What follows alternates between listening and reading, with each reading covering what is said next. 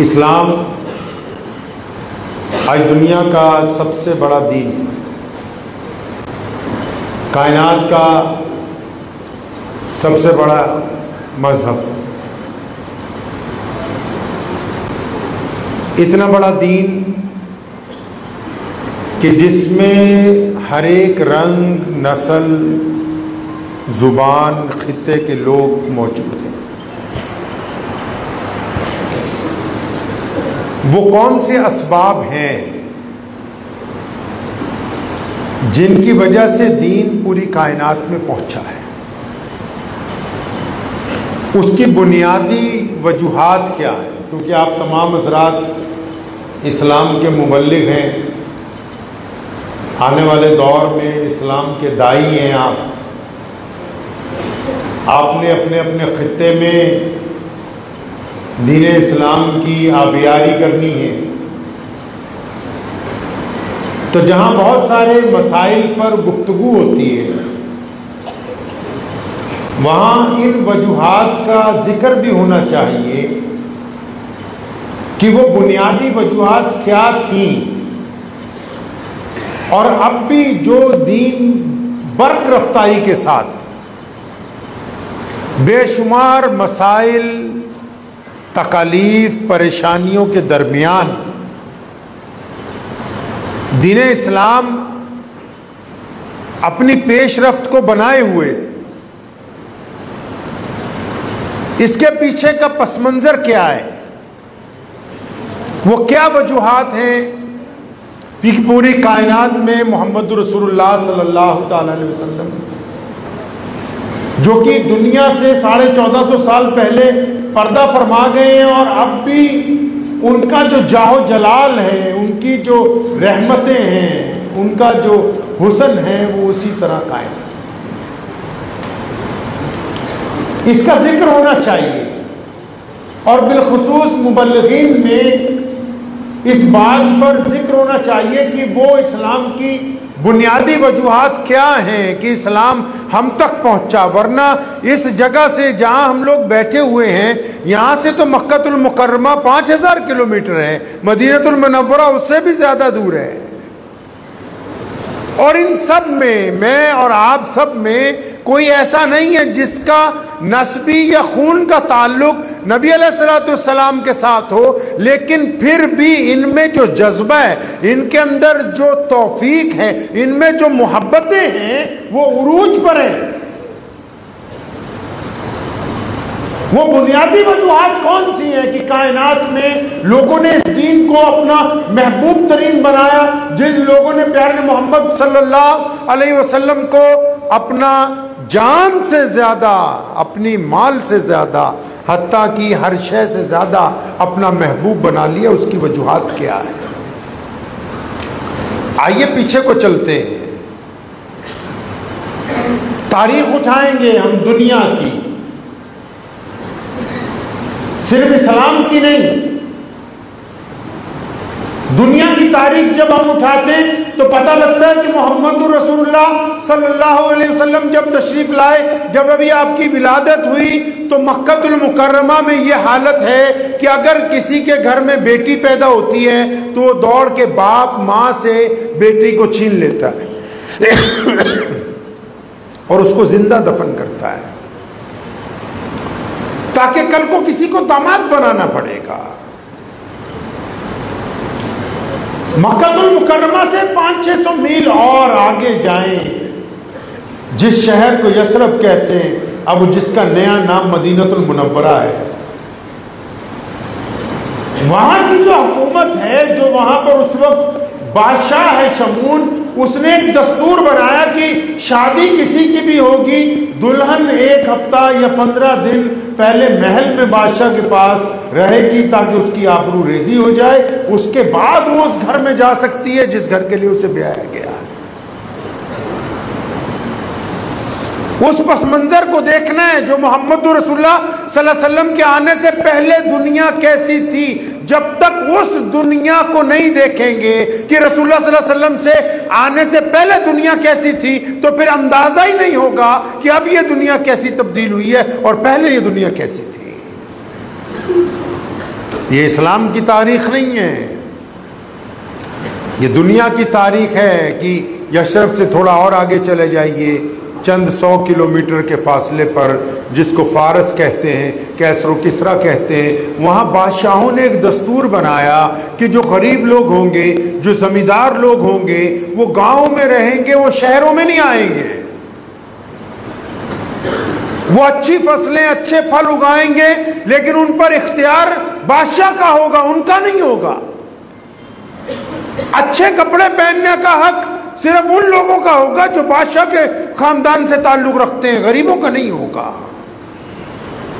बहुत सारे लोग गुफ्तगू जब करते हैं वो सिर्फ मक्कतुल मुकर्रमा की जहालत की बात करते हैं। मक्कतुल मुकर्रमा नहीं, मोहम्मद रसूलुल्लाह सल्लल्लाहु अलैहि वसल्लम जब आए, मशरिक से मगरिब तक और शुमाल से लेकर जुनूब तक पूरी दुनिया का कोई एक खित्ता ऐसा नहीं है जहां इंसानियत पामाल ना की जा रही है।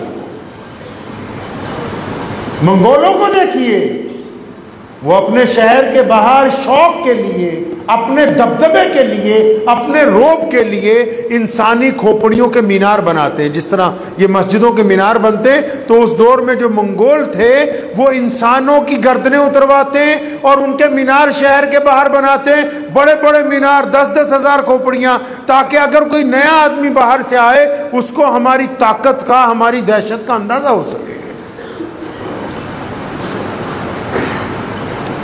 अफ्रीका जिसको आज के दौर में आप कहते हैं, वहां बादशाहों के पास क्योंकि इंडस्ट्री नहीं है, कोई बड़े कारोबार नहीं है, उन्होंने क्या सिलसिला शुरू किया, उन्होंने कहा कि जितने गरीब लोग हैं गांव के, उनको पकड़ के लाओ, उनके चेहरे गर्म सिक्कों से दाग दो और उनके पैरों में बेड़ियां पहनाओ और फिर मंडी में ले जाके बेचो कि गुलाम खरीद लो, मर्द गुलाम खरीदो, औरत गुलाम खरीदो, बच्चे खरीदो, बूढ़े खरीदो। ये दस्तूर है उस दौर का। पूरे खित्ते में, जो एशिया का खित्ता है, कुआं है, पानी है, लेकिन दो रंग और नस्लों के लोग उसको पी नहीं सकते।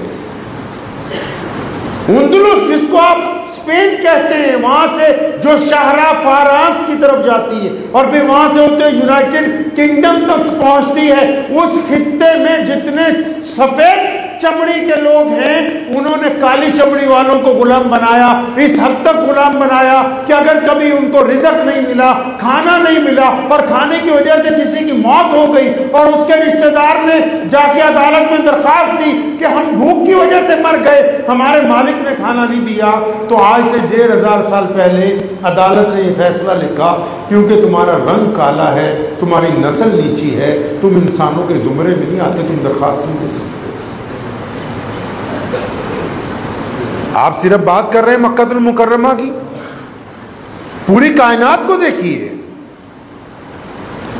कैसरो किसरा ने, उनके बच्चे, उनकी बेटियां, शहजादियां कभी उदास होती हैं तो जल्लाद को कहते हैं कि कुछ लोगों को पकड़ लाओ, उनकी गर्दनें उतारो ताकि हम तड़पते हुए जिस्मों को देखें, ताकि कुछ दिल बहल जाए।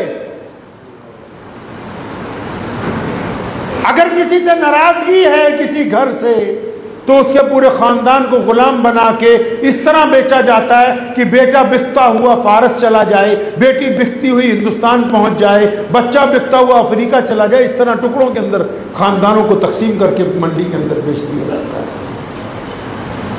आप तारीख उठाएं, मोहम्मद रसूलुल्लाह सल्लल्लाहु अलैहि वसल्लम की तशरीफ आवरी से पहले दो पड़ोसी अगर आपस में लड़ते हैं और एक मारा जाता है तो दूसरा मरता हुआ अपने बच्चे को वसीयत करता है कि बेटा जवान होकर कोई काम नहीं करना है, बस अपने पड़ोसी को मारना है, इसके अलावा कोई काम नहीं है। औरत को सिवाय खरीदो फरोख्त के इंसानियत का दर्जा दिया ही नहीं है।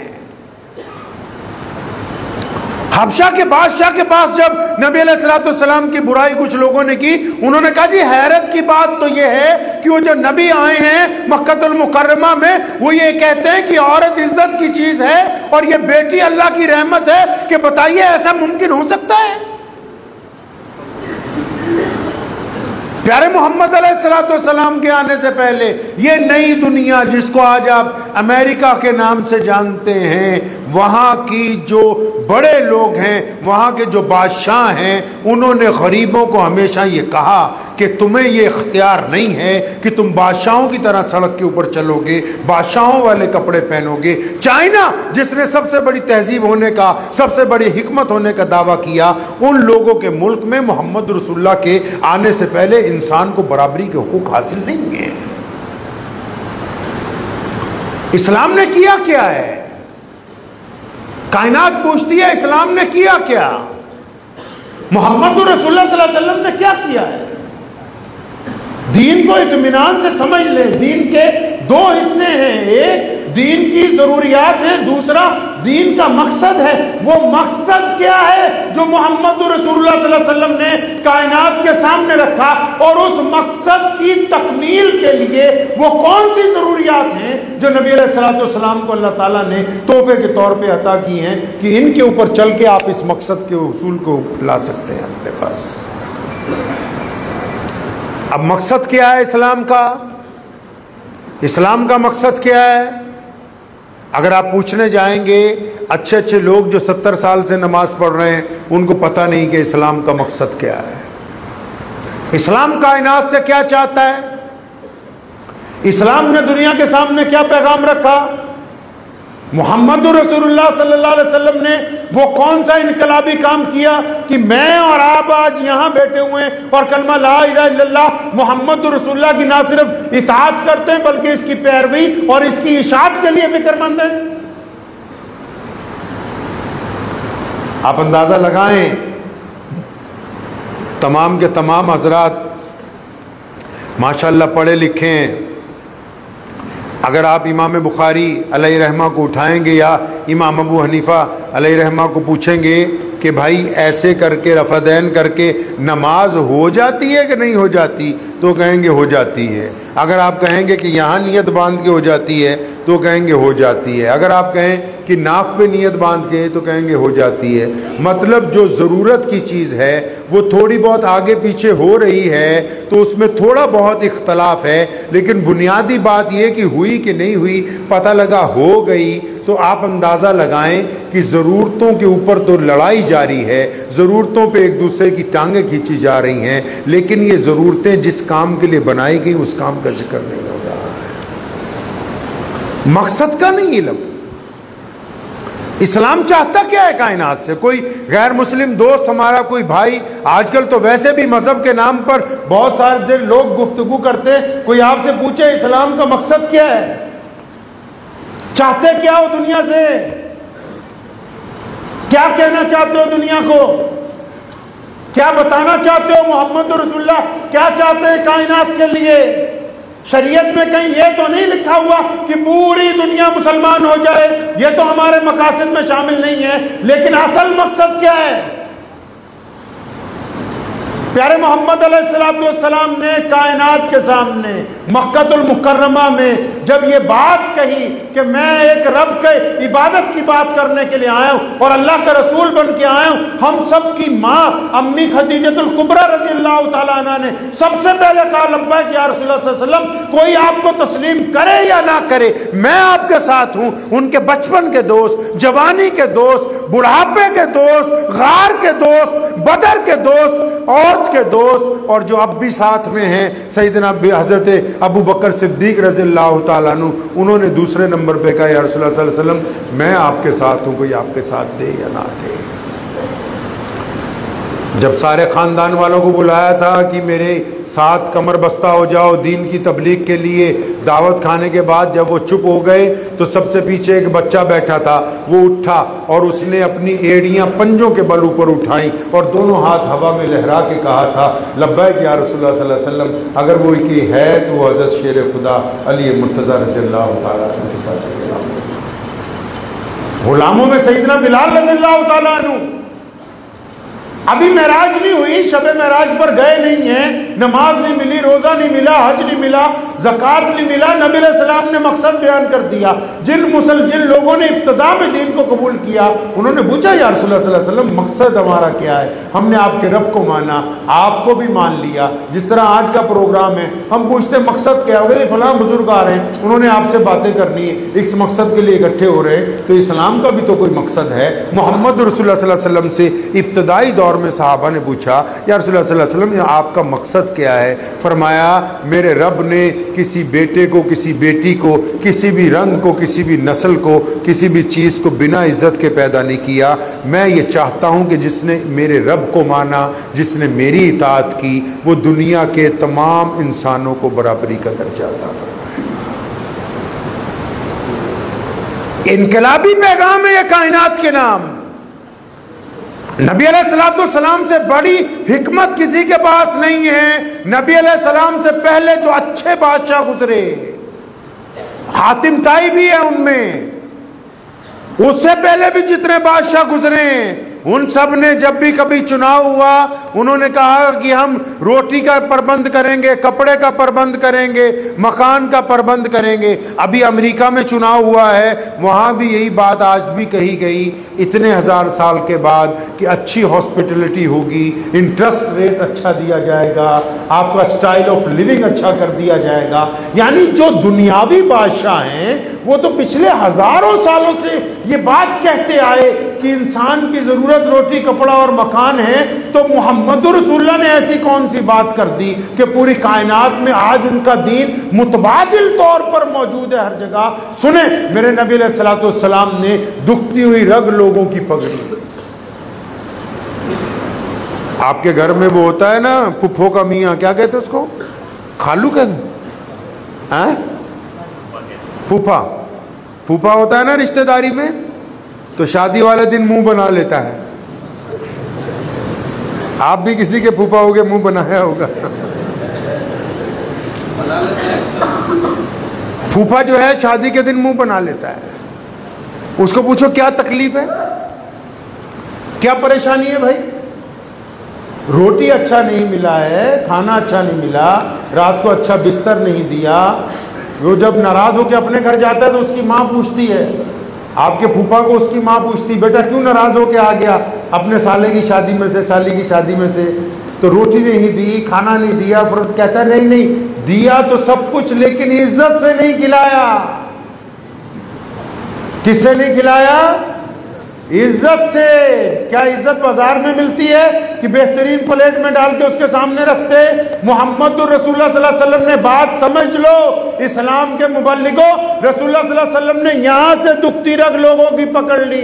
हुक्म हो गया कि लोगों की जरूरत सबसे पहले रोटी नहीं है, रोटी मिल सकती है, कपड़ा नहीं है, पुराना पहना जा सकता है, छत नहीं है, बिना छत के सोया जा सकता है, लेकिन सड़क पर सोया हुआ एक गरीब आदमी भी ये चाहता है कि कोई उसको गाली दे के बात ना करे, कोई उसकी बेइज्जती ना करे। इंसानों की सबसे बड़ी जो जरूरत है वो उनकी इज्जत नफ्स है। अगर आप किसी को उसकी इज्जत नहीं दे सकते तो फिर उसको आप कुछ नहीं दे सकते। नबी अलैहिस्सलाम ने क्या दिया दुनिया को? सैयदना बिलाल रज़ियल्लाहु ताला अन्हु को क्या किया? गुलाम हैं, हबशी हैं, काले हैं। अबू जहल कहता है कि तू बैतुल्ला में दाखिल नहीं हो सकता, उतबा मारता है। अब्दुल्ला बिन जिदान ने एक दिन इतना मारा बेहोश हो गए।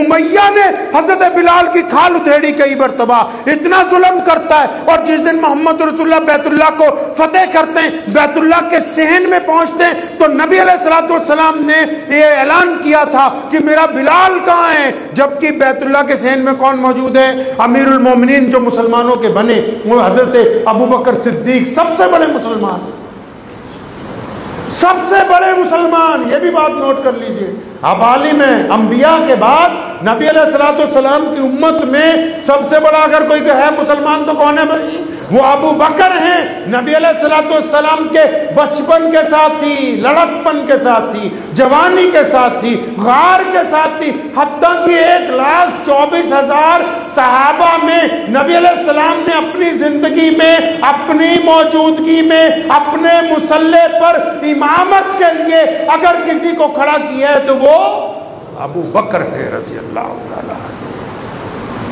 सैयदना अबू बकर सिद्दीक रज़ियल्लाहु अन्हु बैतुल्लाह के सहन में मौजूद हैं।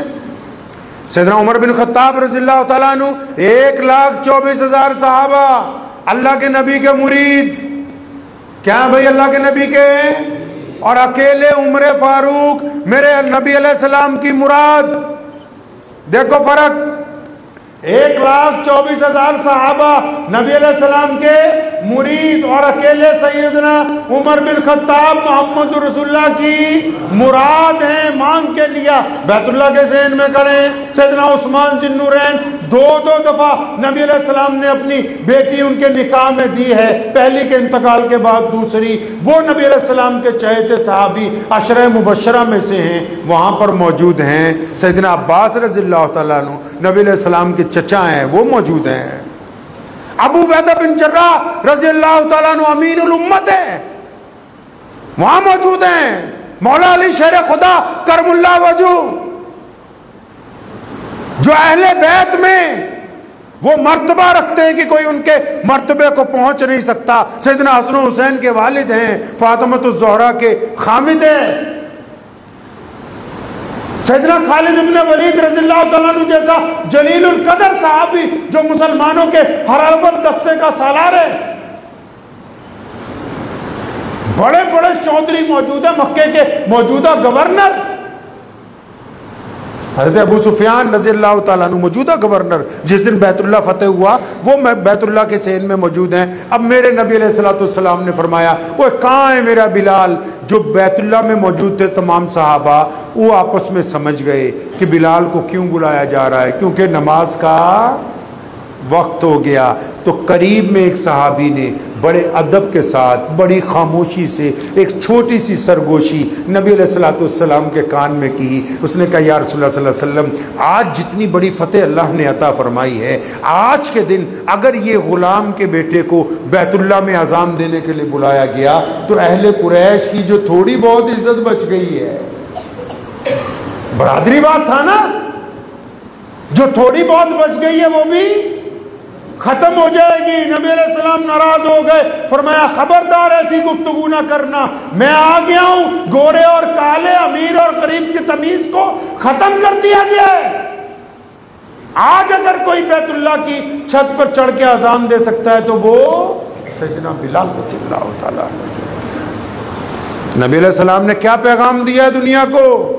सैयदना बिलाल रज़ियल्लाहु अन्हु जब मुसलमान नहीं हुए थे, गुलाम थे, हबशी थे, काले थे, गरीब थे, चक्की पीसते हैं, रोते हैं। नबी अलैहिस्सलाम करीब से गुजरे, क्यों रोता है भाई? फरमाते हैं कि मुझे बुखार है। फरमाया, अच्छा हम तेरी मदद करेंगे। चले गए, घर से खजूरें लाए, गर्म दूध लाए, खजूर खिलाई, दूध पिलाया और फरमाया कि चल तू आराम कर। तो गुलाम कहने लगे कि मेरा मालिक मुझे मारेगा अगर ये चक्की ने सुबह तक आटा नहीं पीसा। फरमाया, कोई बात नहीं, तुम आराम करो, हम तुम्हारी जगह चक्की चला लेंगे। वो चक्की इसलिए नहीं चलाई गई कि सैयदना बिलाल रज़ियल्लाहु तआला अन्हु को उस वक्त तबलीग दीन करनी थी, नहीं, वो मोहम्मद रसूलुल्लाह के साहिबे खुल्के अज़ीम होने का वो आला किरदार कायनात के सामने पेश किया मोहम्मद रसूलुल्लाह सल्लल्लाहु अलैहि वसल्लम ने कि अब मैं आ गया हूं, अमीर गरीब गोरे और काले की तमीज को खत्म कर दिया गया है। यहाँ से दुखती रग पकड़ी नबी अलैहिस्सलाम ने दुनिया की और मुसलमानों को बताया कि मुसलमानों, जो एक अल्लाह को मानेगा, जो मोहम्मद रसूलुल्लाह की इताअत करेगा, वो लोगों से बराबरी के इख्तियारात की बात करेगा, वो लोगों के साथ छुआछूत का खात्मा करेगा, वो लोगों के साथ इंसाफ की बात करेगा, वो लोगों से मोहब्बत की बात करेगा। अब कोई हो भी मुसलमान और किसी गैर मुस्लिम के बर्तन में खाता हुआ सोचने लगे, हो भी मुसलमान किसी गैर मुस्लिम से गले मिलता हो भी सोचना लगे, हो भी मुसलमान अपने घर के मुलाजिम के चाय का कप अलग रखना चाहता हो भी मुसलमान अपने मुलाजिम के साथ तफरका करता हो, तो फिर उसने अभी दीन जो है रसूलुल्लाह सल्लल्लाहु अलैहि वसल्लम का पढ़ा नहीं है। पता ही नहीं कि इस्लाम पहुंचा कैसे कायनात में। दो ही बातें थी जो नबी अलैहिस्सलाम ने समझाई, क्या कि आओ एक रब की इबादत करते। इसमें भी नबी अलैहिस्सलाम ने फितरत की बात की। फितरत समझते हैं आप? फितरत समझते हैं किसको कहते हैं? फितरत कहते हैं अपनी आदतों को। जमीन की एक आदत है, आप यहां भी इस जमीन को तोड़ें, इसमें कोई बीज डाल दीजिए, तो जो बीज आप डालेंगे, ज़मीन की फितरत है कि उसका पेड़, उसका फल, उसकी टहनियाँ बाहर निकाल देगी। कुछ नहीं डालेंगे तो इसके अंदर जो जंगल है वो अपने आप बाहर आ जाए। इसकी फितरत है ज़मीन की। इंसान की भी फितरत है। ये बताओ, किसी किताब ने ये लिखा था कि बाप के दिल में बेटी की बड़ी मोहब्बत होगी? किसी किताब में लिखा था कि माँ अपने बच्चे से बड़ी मोहब्बत? नहीं, ये फितरत है, फितरत। नबी अलैहिस्सलाम ने हमें समझाया कि दीन इस्लाम दीन फितरत है, तौहीद फितरत है, हमारे खून में शामिल है। आप बताएं ना कि आप अपनी चीजों के अंदर किसी और को शामिल करना चाहते हैं? कौन है जो कहता हो कि मेरी बीवी में कोई शरीक हो जाए? ऐसी बीवी कौन है जो कहती हो कि मेरे मर्द में कोई औरत नहीं बर्दाश्त करेगा कोई? एक बाप चाहता है कि उसका बेटा उसका वफादार रहे। दीन को समझिए इत्मीनान से। अगर कोई पूछे इस्लाम क्या है, इस्लाम 2 हरफी संदेश है कायनात के नाम कि इबादत में जिस तरह दुनिया के मामले में शौहर बीवी की वफादारी चाहता है, बीवी शौहर की वफादारी चाहती है, बाप बेटे की वफादारी चाहता है, मालिक नौकर की वफादारी चाहता है, मेरे नबी अलैहिस्सलाम ने हमें समझाया कि हमारा रब भी अपने बंदे की वफादारी चाहता है। बस रब चाहता है कि मेरा बंदा सिर्फ मेरा होके रहे। तो फिर जो अपने रब से वफादार हो, मोहम्मद रसूलुल्लाह कहते हैं जो अपने रब के वफादार बन जाओ। उधर रब ने कहा दिया कुरान पाक में कि अगर कोई मेरा वफादार बनना चाहता है तो उसे लाजिम है कि वो पहले मोहम्मद रसूलुल्लाह का वफादार बन जाए। अब जब पहला जुज पूरा हुआ कि जो अल्लाह और उसके रसूल को मानेंगे तो वो मुसलमान होंगे, तो पूछा मुसलमान का क्या काम है? कि जी मुसलमान का काम है कि वो दुनिया में बराबरी का रवैया रखेगा, किसी को अपने से कमतर। अब जब ये पैगाम गया ना, जब कबीरों को पता लगा, पूरी दुनिया में 98% तो गरीब लोग थे। अब भी जब कायनात के सामने ये पैगाम किया कि मोहम्मद रसूलुल्लाह ऐसा दीन लेके आए हैं जो बराबरी की बात कर रहा है, जो अमीर और गरीब को एक सफ में लाके खड़ा करता है। आपने कभी मस्जिद की खूबसूरती को देखा है? नहीं देखा ध्यान से कभी। हमने इमारत देखी है, दीवारें देखी हैं, बेहतरीन कतबे देखे हैं, अच्छा माइक देखा है, कालीन देखे, लेकिन इसकी असल खूबसूरती जो नबी अलैहिस्सलाम ने कायम फरमाई वो क्या है? वो क्या है? जब मुअज्जिन तकबीर कहता है ना, तो फिर कोई केला बेचने वाला, कोई फल बेचने वाला, कोई जूते काटने वाला, कोई सफाई करने वाला, कोई गरीब आदमी, दौड़ दौड़ के लोग नमाज के लिए आते हैं। अल्लामा इकबाल ने कहा नहीं, आगे आए लड़ाई में अगर वक्त नमाज, किबला रू हो के जमीन बोस हुई कौमे हिजाज, एक ही सफ में खड़े हो गए महमूद और अयाज, ना कोई बंदा रहा ना कोई बंदा नवाज, बंदा साहिबो मोहताज गनी एक हुए, तेरी सरकार में पहुंचे तो सभी एक हुए। अभी भी नहीं समझ आई खूबसूरती? फिर देखिए, मुअज्जिन तकबीर कहता है, तकबीर कहता है, अमीर गरीब दौड़ते दौड़ते आ जाते हैं, सब सफ़े बंदनी शुरू हो जाती हैं। मिसाल के तौर पे जुमे की नमाज हो रही है, सफ़े बंदनी शुरू हो गई। अब कोई शेखुल हदीस बाद में आया, कोई मुसलमान वजीर बाद में आया, कोई मुसलमान अफसर बाद में आया, कोई मस्जिद का मुतवल्ली देर से आया, कोई मोहतमिम देर से आया, कोई बड़ा अरबपति मुसलमान बाद में आया। तो एक गरीब तो आगे खड़ा है और जो सबसे बाद में आया उसने कहाँ नियत बांधनी है? उसने वहां नियत बांधनी है जहां मुसलमानों ने अपनी जूतियां उतारी हैं, क्योंकि ये मोहम्मद रसूलुल्लाह का दीन है। यहाँ किसी की गर्दन फलाक के कोई आगे नहीं जा सकता है। ये खूबसूरती है मस्जिद की कि यहां किसी की जात और रंग को नहीं देखा जा सकता।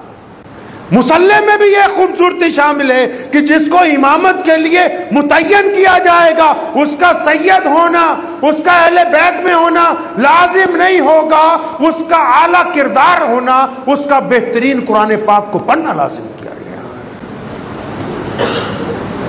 ये खूबसूरती जब पूरी दुनिया के सामने गई ना, तो लोग जौक दर जौक दौड़े चले आए मोहम्मद रसूलुल्लाह सल्लल्लाहु ताला अलैहि वसल्लम की तरफ भागते हुए आने लगे। पूरी दुनिया के लोग बड़ी तेज़ी से पैगाम जाने लगा कि प्यारे नबी अलैहिस्सलातु वस्सलाम आ गए हैं। उनके दरबार में बिलाल साथ में बैठते हैं, वो ग़ुलाम हैं। नबी अलैहिस्सलातु वस्सलाम के दौर में तमाम लोगों को, और आज भी इस्लाम की ये खूबसूरती जो है दुनिया के तमाम खित्तों में बाकी है। इसलिए अगर कोई हमारा भाई, कोई गैर मुस्लिम दोस्त ये पूछ ले कि इस्लाम क्या चाहता है, इस्लाम ने सिर्फ अपने मानने वालों पर जो एक रब और रसूल की इताअत करते हैं उन पर लाजिम कर दिया कि वो दुनिया के तमाम लोगों से नफ़रत का इजहार नहीं करेंगे, उनके साथ मोहब्बत का पैगाम जो है वो आप करेंगे। ये ज़रूरत है।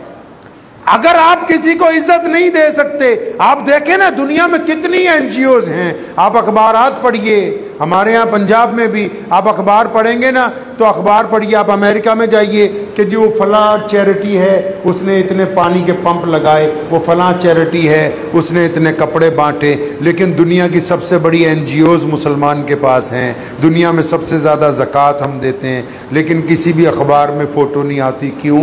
क्योंकि मेरे नबी अलैहिस्सलातु वस्सलाम ने हमें समझाया कि जब हम किसी की मदद करने के लिए जाएंगे तो दाएं हाथ से उसकी मदद करेंगे, बाएं को खबर नहीं होगी, क्योंकि नबी अलैहिस्सलाम चाहते हैं कि उसकी इज्जत नफ्स को जो है वो कायम रखा जाए। कुरान पाक में भी यतीम की तकरीम करने की बात की गई है। आप ये देखिए कि जो भी बातें नबी अलैहिस्सलाम ने कायनात के सामने रखी है वो इंतहा की है, उससे आगे कुछ नहीं।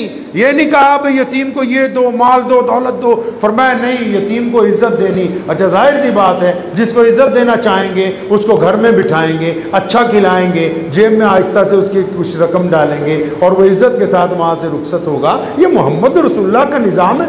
ये इज्जत की वजह से ही तो हम तक दीन पहुँचा है।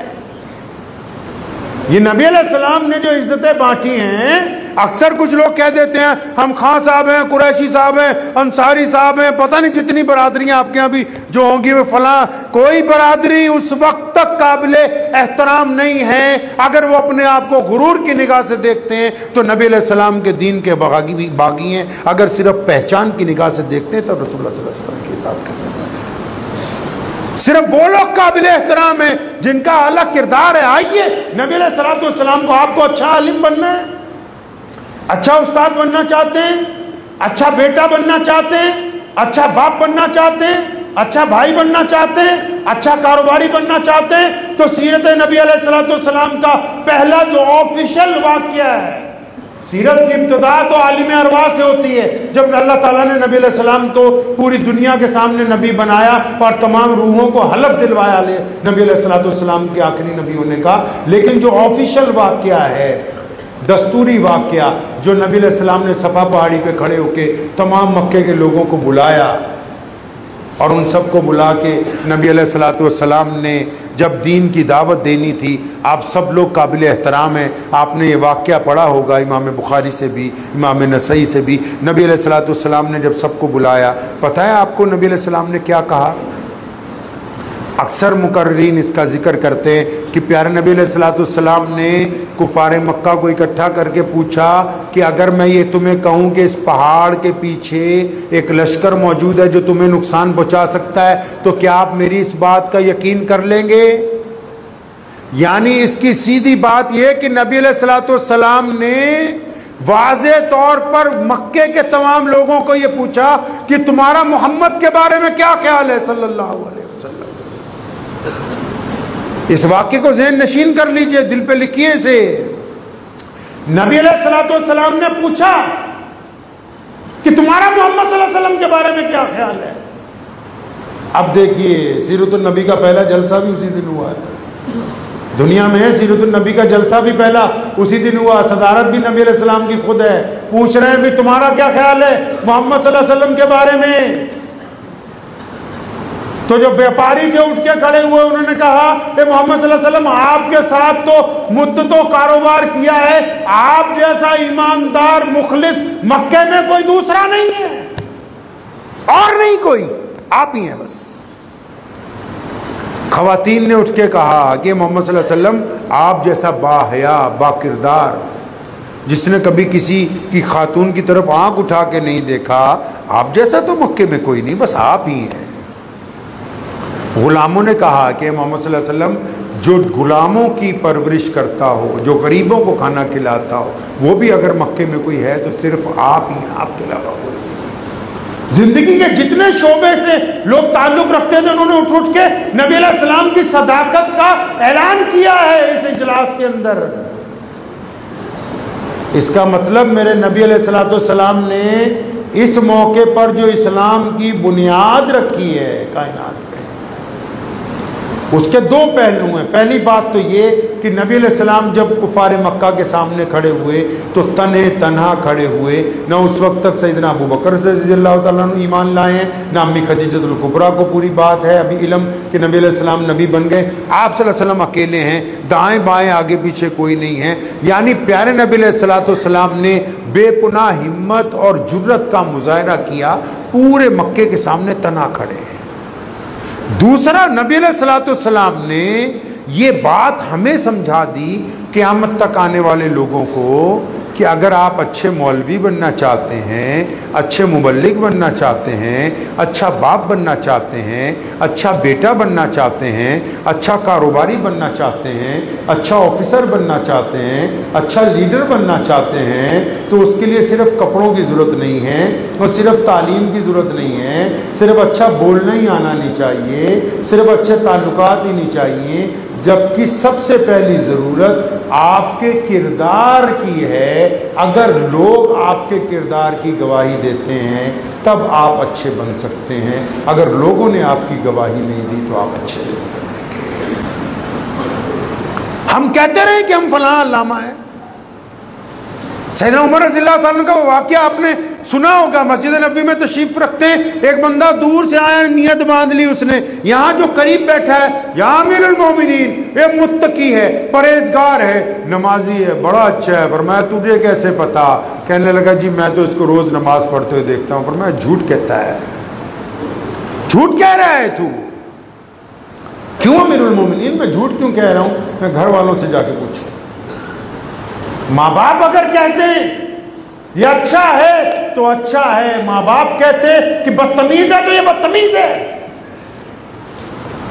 पड़ोसी कहें कि ये अच्छा है तो ये अच्छा है, पड़ोसी कहें कि गुंडा है तो गुंडा है,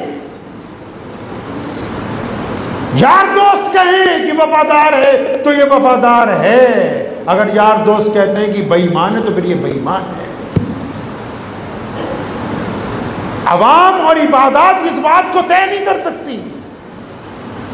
आपसे गुफ्तगू के दौरान ये बात आई थी कि इस्लाम में दो चीजें, इस्लाम के दो हिस्से। पहला हिस्सा इस्लाम का वो आफाकी मकसद है जो नबी अलैहिस्सलाम ने कायनात के सामने रखा है।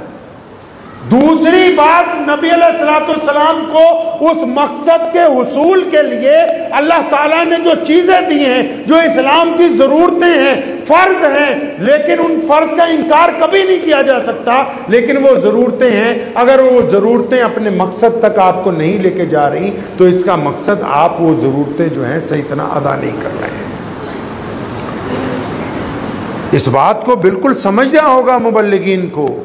नमाज हमारा मकसद नहीं है, हमारी ज़रूरत है, फ़र्ज़ है, ज़रूरत है। पढ़िए कुरान, कुरान पाक ने मुतअद्दिद जगह नमाज की फ़र्जियत की वजह तस्मिया बयान की। अच्छे अच्छे से पूछो नमाज क्यों पढ़ते हैं? आगे आगे पूछने लगेंगे, बहुत कम लोग शायद निकलेंगे। नमाज क्यों पढ़ते हैं? ये अल्लाह का हुक्म है। नमाज क्यों पढ़ते हैं? रसूलुल्लाह की आंखों की ठंडक है। नमाज क्यों पढ़ रहे हैं? बस अल्लाह को राजी करने के लिए पढ़ रहे हैं। कुरान पाक ने कहा नमाज इसलिए तुम पर फर्ज कर दी गई ताकि गंदी बातें करनी छोड़ दो, बुरी आदतें छोड़ दो और अच्छी बातें करने लगो। पढ़िए कुरान पाक को।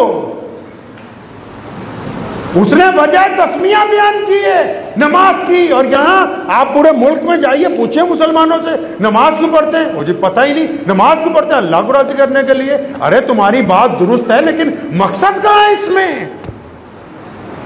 नबी अलैहिस्सलाम को जरूरत थी ऐसे लोगों की जो इस पैगाम को, इस आफाकी पैगाम को कि हम अल्लाह और उसके रसूल की इताअत करके दुनिया को छाती से लगाने आए, गरीबों से मोहब्बत करने आए, जालिम का जवाब देने के लिए आए, हम लोगों की गुर्बत मिटाने के लिए आए, हम ज़कात का निज़ाम कायम करने के लिए आए, हम माँ बाप को एहतराम देने आए, हम भाइयों से वफादारी का ऐलान करते हैं, हम दोस्तियां कब्र तक निभाने के लिए आए। इस बड़े मकसद के उसूल के लिए नबी अलैहिस्सलाम को जरूरत थी अच्छे लोगों की। तो मेरे रब ने कहा कि मैं आपको नमाज दे रहा हूं, रोजा दे रहा हूं, हज दे रहा हूं, ज़कात दे रहा हूं, नेक अमाल दे रहा हूं, क्योंकि आपकी उम्मत इस काम को अगर करेगी तो उस मकसद तक पहुंच जाएगी जो आप चाहते हैं। इस काम को अगर करेंगे उस मकसद तक पहुंच जाएंगे। अब नमाज का मकसद पता ही नहीं आधी दुनिया को। अच्छे अच्छे मौलवी जो हैं वो भी जिक्र नहीं कर रहे कि अल्लाह के बंदे इनको बताओ कि ठगी मार के नमाज नहीं होती, ये वजू के, इस्तिंजे के, ये फरोई मसाइल हैं, ये तो जरूरतें पूरी कर रहेंगे। आपको पूछ के जो इज्तिमाई बात है बताओ कि किसी की बहन से जिना का इरादा करके उसका नंबर लेना तलाश कर रहा है, ये बदबख्त नमाज पढ़ने आ रहा है, नमाज हो नहीं रही क्योंकि इसकी नमाज इसको जिना से नहीं रोक रही है।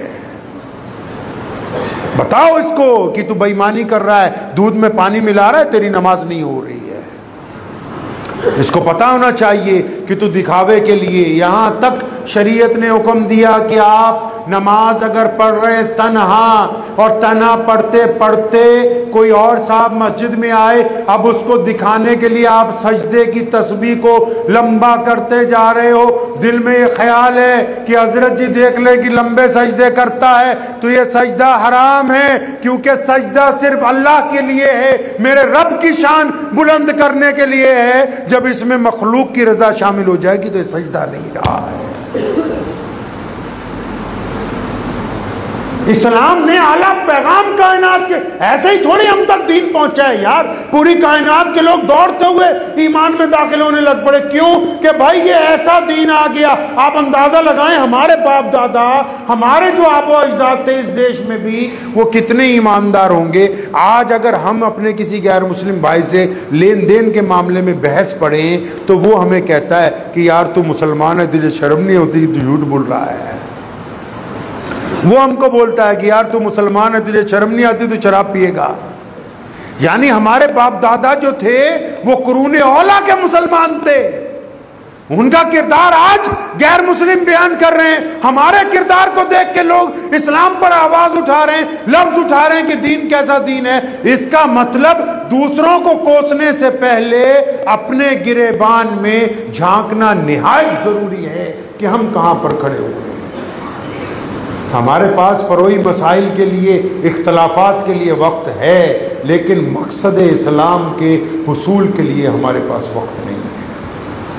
नबी अलैहिस्सलाम की ज़िंदगी कैसे गुजरी उसकी हमें कोई खबर नहीं है। हमने ये समझा कि हम इसलिए मौलवी बन रहे हैं कि नमाज पढ़ाएंगे, नहीं, हम दीन इसलिए हासिल कर रहे हैं कि दीन का किरदार लोगों के सामने रखें। हमारे पंजाब में एक बुज़ुर्ग गुजरे हैं, बहुत बड़े बुजुर्ग, हज़रत शेख मुजद्दिद अल-फसानी अहमद सरहंदी रहमतुल्लाह अलैह, नबी अलैहिस्सलाम के बाद मुजद्दिद हैं इस दौर के। उन्होंने, उनके एक शागिर्द ने उनको कहा जाते हुए, हज़रत कुछ नसीहत फरमा दें। फरमाया बेटा हाँ, दो काम नहीं करने। तो कहा हज़रत कौन से दो काम नहीं करने? फरमाया एक अल्लाह बनने की कोशिश ना करना, एक रसूलुल्लाह बनने की कोशिश ना करना।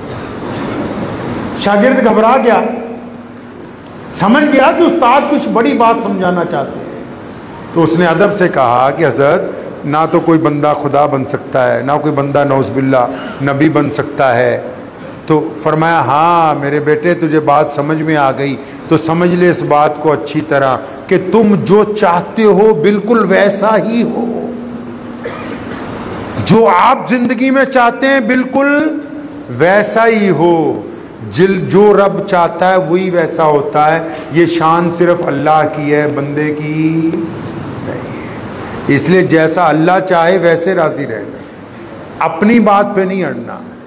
और फरमाया बाज़ औक़ात अपनी कही हुई बातें गलत हो सकती हैं, जो कह दिया वो दस्तूर बन गया, जो कह दिया वो कानून बन गया, जो कह दिया वो पत्थर पर लकीर है, जो कह दिया वो क़यामत तक तब्दील नहीं हो सकता।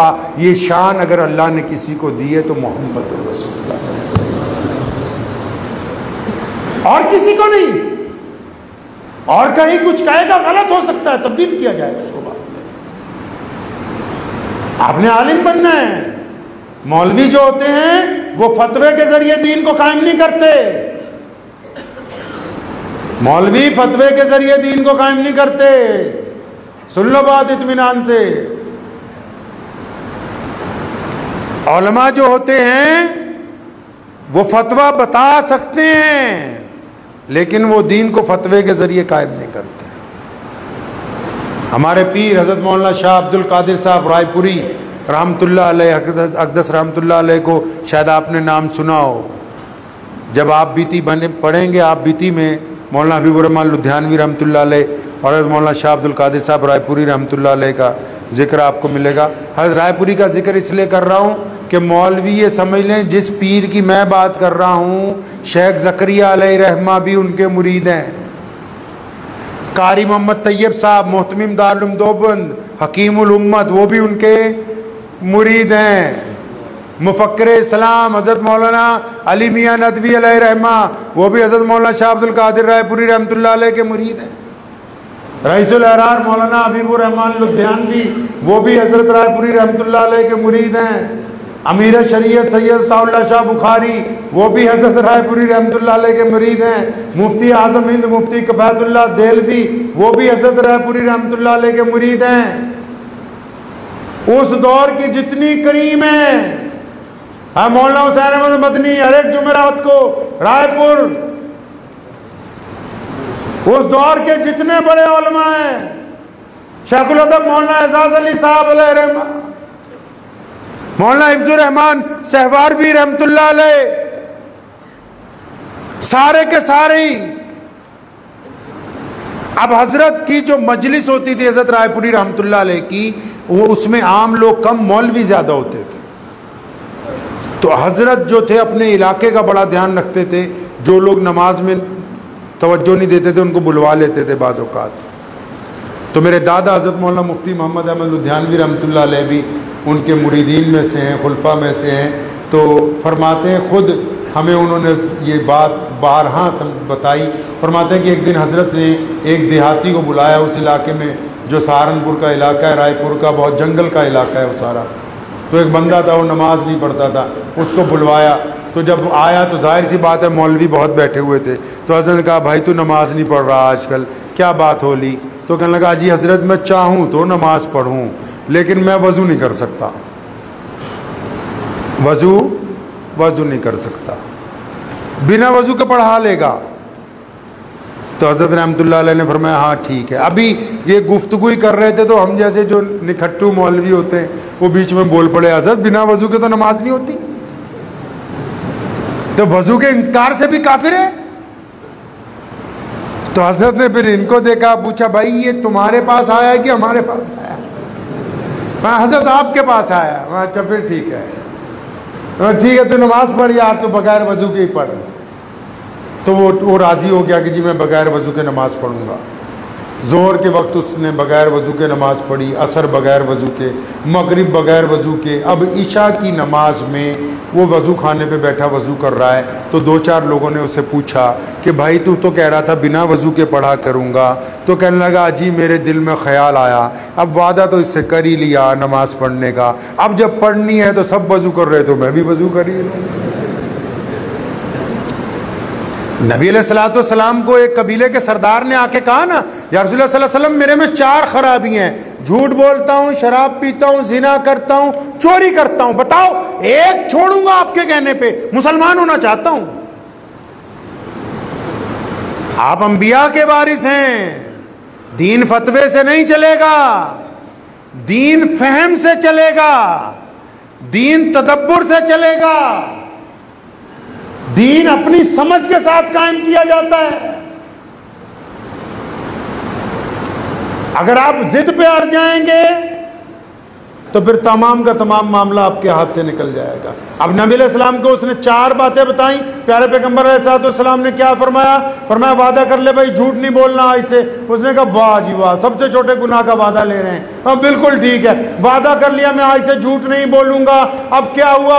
जब वादा करके निकला, चोरी का मौका सबसे पहले दस्तयाब हुआ। पुराने दौर में सवारियों से सामान गिर जाता था, लोग उठा लेते थे। उठाने लगा तो दिल में ख्याल आया कि प्यारे पैगंबर अलैहिस्सलाम ने अगर मजलिस में पूछा चोरी तो नहीं की थी, तो मैं इतने लोगों के सामने कहूंगा कि मैं इतना बड़ा सरदार हूं और मैंने चोरी की है। मैं नहीं चोरी कर सकता। ये दीन का फहम है, तदब्बुर है। ये बीमारी की जड़ को पकड़ा। कायनात के सामने भी ये नहीं कहा कि रोटी बांटो, कपड़े बांटो, लिबास बांटो, घर बांटो। फरमाया नहीं, मेरे साहबा इज्जत बांटनी है सबको। हमने यहां भी समझा रहे हैं, उलमा ने भी यही समझाया कि अपने आला तदब्बुर के साथ, फहम के साथ, जो सामने वाला आपके पास आया उसको अपने फहम के साथ, तदब्बुर के साथ उसकी बात इत्मीनान से सुननी है। फिर उसको तरीके के साथ दीन के ऊपर, क्योंकि 2 तरह के लोग, जो इस्लाम की मुखालिफ ताकतें हैं उनसे किसी और अंदाज से गुफ्तगू की जाती है। जो अहले इस्लाम के दरमियान लोग मौजूद हैं, जिनको कोई शक है, जिनको कोई शुबा है, उनको अपने फहम और तदब्बुर के जरिए दीन के ऊपर कायम किया जाता है। एक दौर था इस मुल्क में, सैयदना हजरत मौलाना कासिम नानोतवी रहमतुल्लाह अलैह का, हजरत हाजी इमदादुल्लाह मुहाजिर मदनी रहमतुल्लाह अलैह जा रहे हैं दिल्ली की तरफ पैदल सफ़र के अंदर। एक गांव वालों के पास से गुजरे। उस दौर में बड़ी तेज़ी से लोग मुर्तद होने लगे थे। तो लोगों को पूछा कि भाई तुम नमाज वगैरह पढ़ते हो? तो उन लोगों ने इकट्ठे होकर कहा जी नमाज तो पढ़ें, हम तो सालाना तौर के ऊपर ताज़िया भी उठाए। फरमाया ठीक है, कोई बात नहीं उठाते, क्योंकि वो उस दौर में उनके इस्लाम की दलील बन गई कि जब अगर कोई उनको इस्लाम से खारिज करने आता है तो वो कहते नहीं भाई हम तो मुसलमान हैं। तो अब उनको दीन के ऊपर रागिब करना, क्योंकि वो दीन में ही है, तो उसको अपने तदब्बुर के साथ करना है। अब कोई, हम लोग क्या करते हैं कि जो दीनी गुफ्तगू है जब उसको उरूज पर ले जाते हैं तो दीनी गुफ्तगू को इस हद तक उरूज पे लेते हैं कि उसमें जाती रंजिश को ले आते हैं। अच्छा, जाती रंजिश का नुकसान क्या है आपको पता है? कुरान पाक ने जिक्र किया है कि अल्लाह की रस्सी को मजबूती से पकड़ो। इनकलाबी बात साथ में फरमा दी। फरमाया अगर तुम आपस में लड़ोगे तो तुम्हारी हवा उखड़ जाएगी। रस्सी रब की मजबूती से पकड़नी है, लेकिन अगर आपस में लड़े तो हवा उखड़ जाएगी। आपने सुना होगा अपने असातिज़ा से कि कुरान पाक में नबी अलैहिस्सलाम के बारे में अल्लाह ताला ने फरमाया सहाबा को कि मेरे नबी से अपनी आवाज़ को क्या रखो? पस्त रखो, धीमी रखो। अब तो नबी अलैहिस्सलाम हमारे दरमियान नहीं है, अब क्या करना है? अब हमारे देश को छोड़ के, बस हम मुसलमानों को छोड़ के जो भारत में है, पूरी दुनिया में ये आयत अब भी बड़ी तेज़ी से काम कर रही है।